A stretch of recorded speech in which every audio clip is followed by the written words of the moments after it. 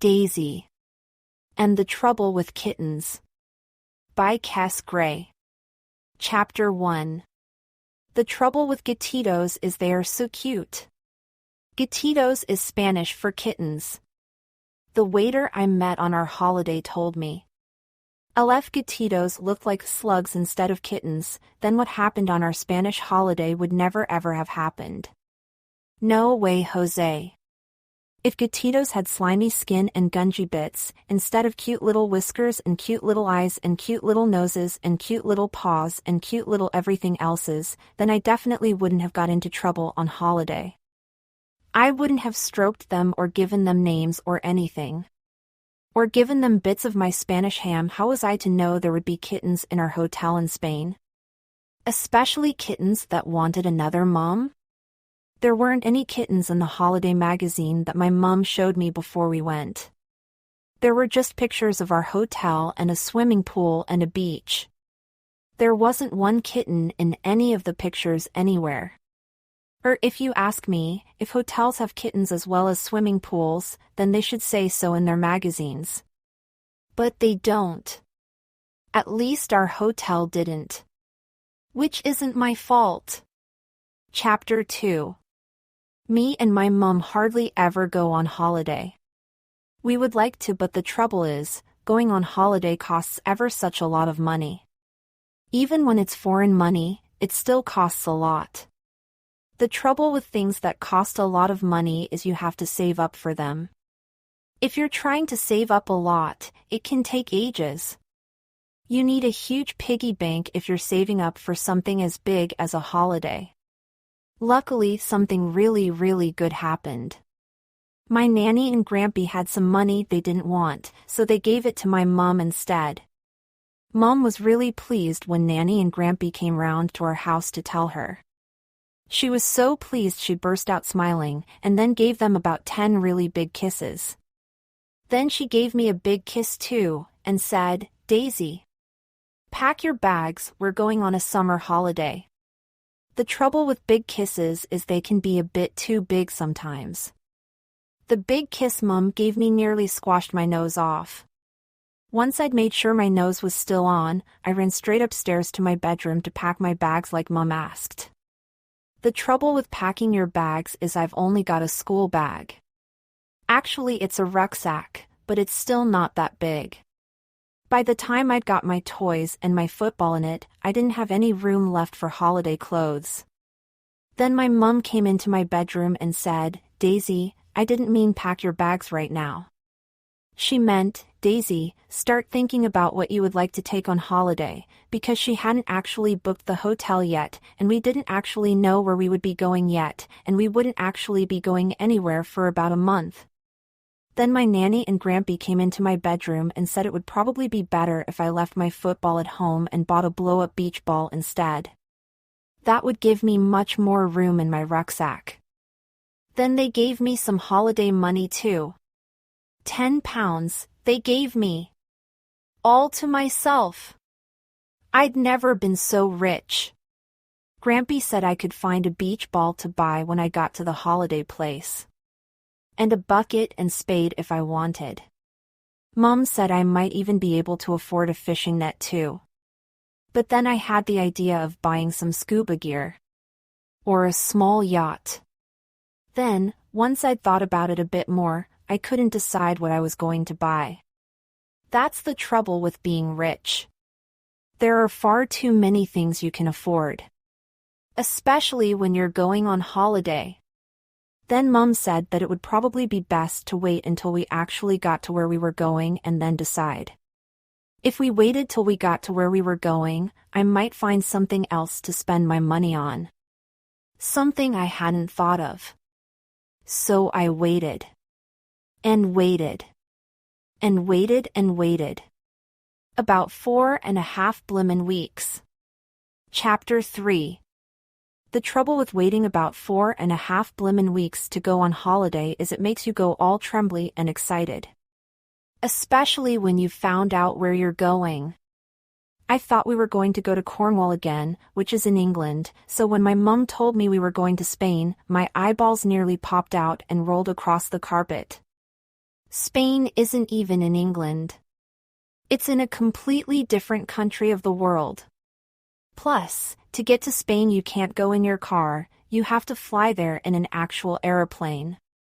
An actual aeroplane that takes off and flies through the actual sky and goes above the actual clouds and everything.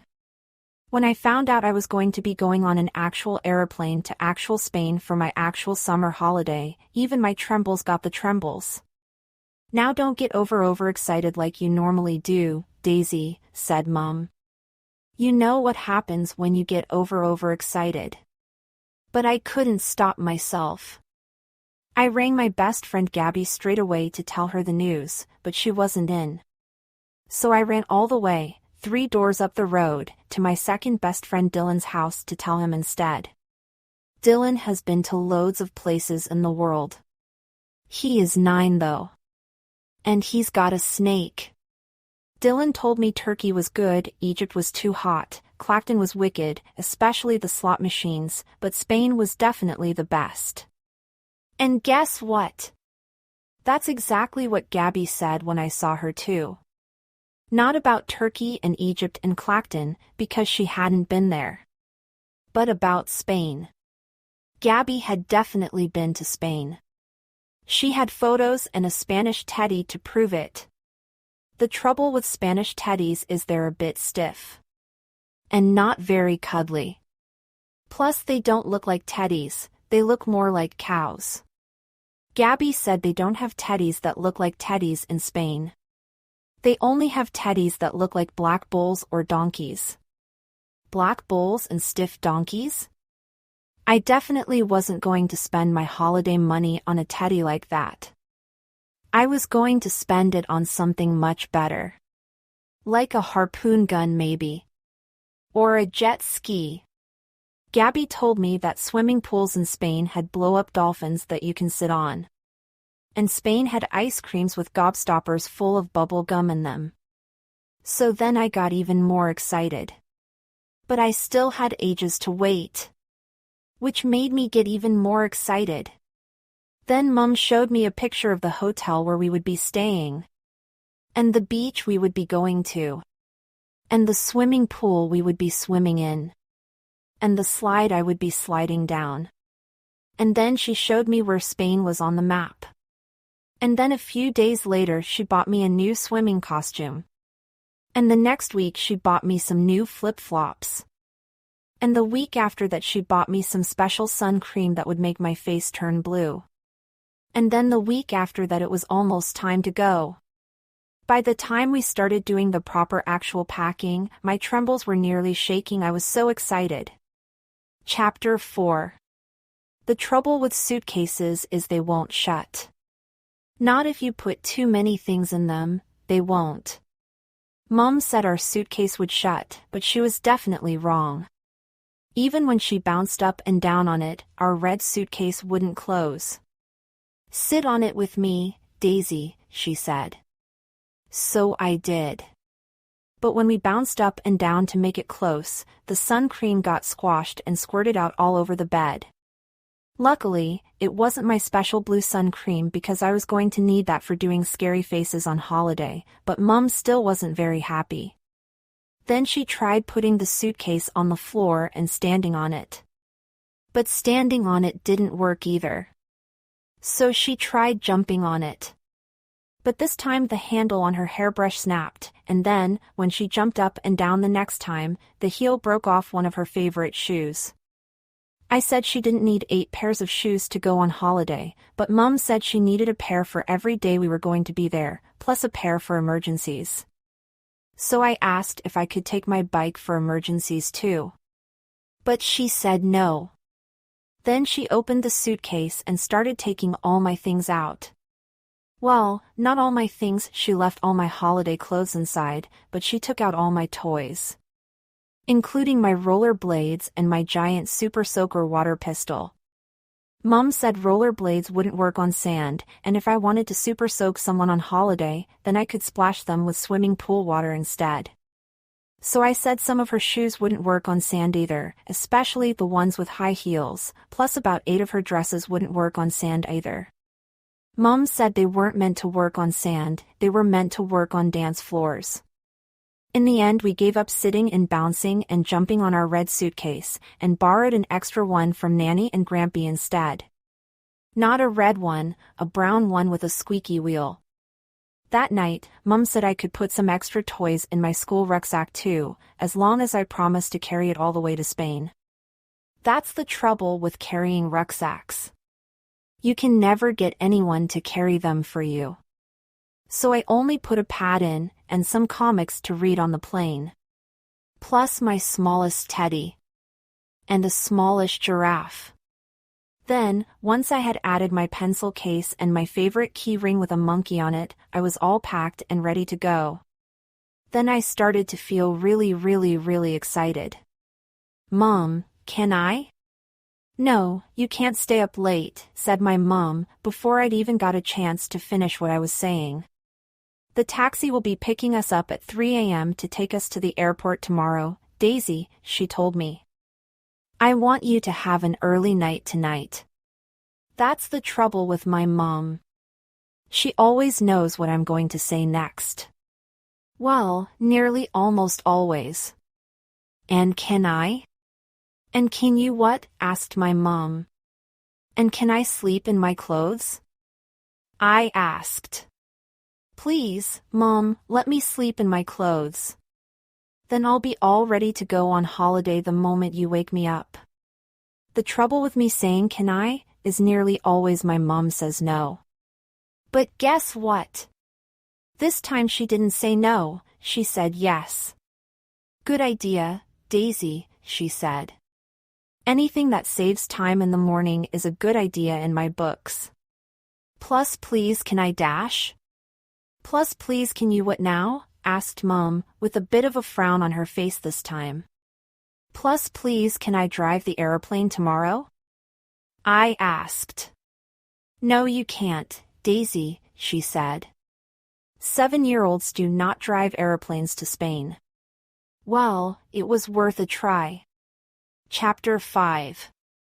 The trouble with taxis is they are always late. It was 3:10 the next morning. I had got up, eaten my breakfast, brushed my hair, cleaned my teeth, put me trainers on, zipped up my rucksack, unzipped my rucksack, to check my monkey key ring was in there, zipped up my rucksack again. Unzipped it again, to check I'd put a rubber in my pencil case, zipped it up again, unzipped it again, to talk to my teddy, zipped it up again, put my jacket on, put my rucksack on my back, taken my rucksack off my back, to see if my monkey key ring was still there, put my rucksack on again, walked round and round the lounge at least 15 times, and the taxi still hadn't arrived. Mom was starting to get a bit fidgety too, but just as she picked up the phone to find out where it was, the taxi pulled up outside our house. At last, she said. Come on, Daisy, it's time to go. The taxi driver got out of his car to help Mom with the suitcases. It was really dark and exciting outside our house. Everyone in the whole street was asleep except for me and Mom. Even the birds were still asleep. When we drove past Dylan's house, I looked up at his bedroom curtains and imagined him snoring in his bed.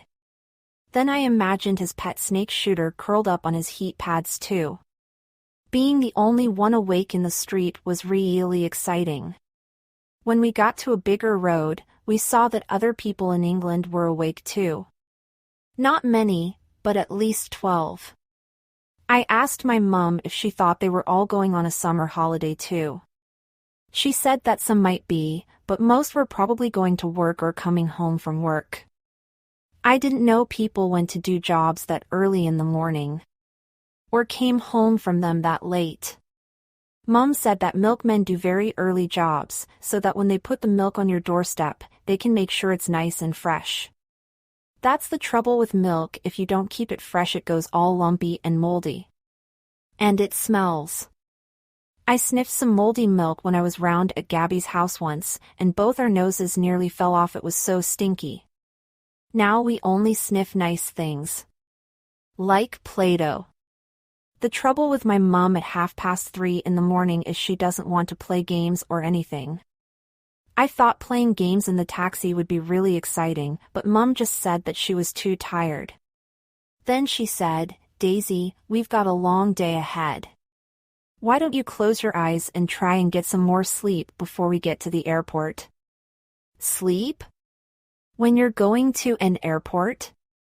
How could anyone possibly sleep when they are in an actual taxi, going to an actual airport with an actual airplane that's going to fly you all the way to actual Spain? I couldn't even close my eyes. So I played I Spy on my own.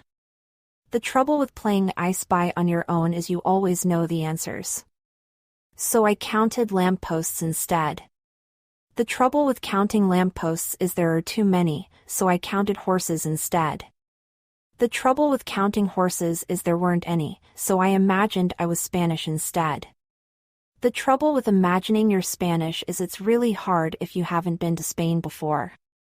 I could imagine where I lived. I lived in a smallish castle with palm trees and coconuts in the garden. It was very hot, the sun was always shining and the sky was really blue, but my face was even bluer because of my sun cream. I had 2 pets. My black bull was called Blackie and my donkey was called Giddy-Up. Plus my name wasn't Daisy, it was Daisiella, because in Spain children are only allowed to have Spanish-sounding names. My best friends were called Gabriella instead of Gabby and Pepe instead of Dylan. My favorite food was sausagellas with tomatoella sauce. My favorite drink was fizzy orangella and my favorite crisps were smoky baconella. But after that I couldn't think of anything else Spanish, so I watched my mum dribbling instead. The trouble with dribble is it always comes out when you're asleep. I don't know why, because if you go to sleep, then your dribble should go to sleep too really. But it doesn't. At least my mum's dribble doesn't. My mum's dribble goes really dribbly when she's asleep. Especially when she starts snoring. The trouble with snoring is when they get to be big snores, they sound like a pig eating porridge. And they make your dribble wobble. I thought the taxi driver might crash the car when Mum started dribbling and snoring, so I gave her a nudge with my elbow. The trouble with nudging someone with your elbow is it makes them jump if they're asleep. And it makes their dribble go all over their face. Mum wiped her dribble off really quickly, sat up straight and pretended she hadn't been asleep in the first place. But I could see her eyes closing again in the reflection in the taxi window. So I didn't nudge her again after that. Not until we arrived at the airport. Chapter 6. The trouble with arriving at airports is it's really hard not to jump up and down. Even if you've got your seatbelt on. Arriving at airports is so exciting. All the buildings are big and square and made out of concrete. And all the lights are really bright. Plus there are absolutely loads of people everywhere.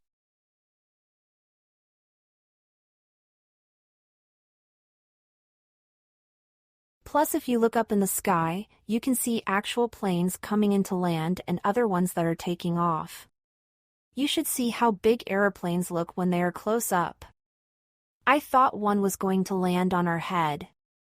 When we got out of our taxi, there were people pushing trolleys into the airport and people pushing trolleys out of the airport all over the place. All the people going in had long trousers on, but some of the people coming out were wearing shorts. And flip-flops. And they had suntans and everything. Mom said the people coming out of the airport had been on their holidays and the people going in were about to start their holidays. Just like us. After Mom had paid the taxi man, we went and got a trolley all of our own. The trouble with trolleys all of your own is they make you want to have a ride on them. Mom said you aren't really meant to ride on trolleys at the airport in case you fall off, but once we put our suitcases on, she let me climb on top. It was brilliant. Then guess what we had to do? We had to go through some really big turning doors. Not normal doors like you get at home, but great big ones that turned round and round like a roundabout. It was so much fun. Mom and me went round in circles 3 times before we went in. And then guess what? We had to go along a really long piece of floor that actually moved. It was just like moving carpet, except it wasn't made of carpet. It was black like rubber. Anyway, you didn't have to walk on it or anything. All you had to do was stand on it and it carried you all the way inside. I'd never seen inside an airport before. It was amazing. I'd never seen so many people before either. Or trolleys. Or suitcases. Or queues.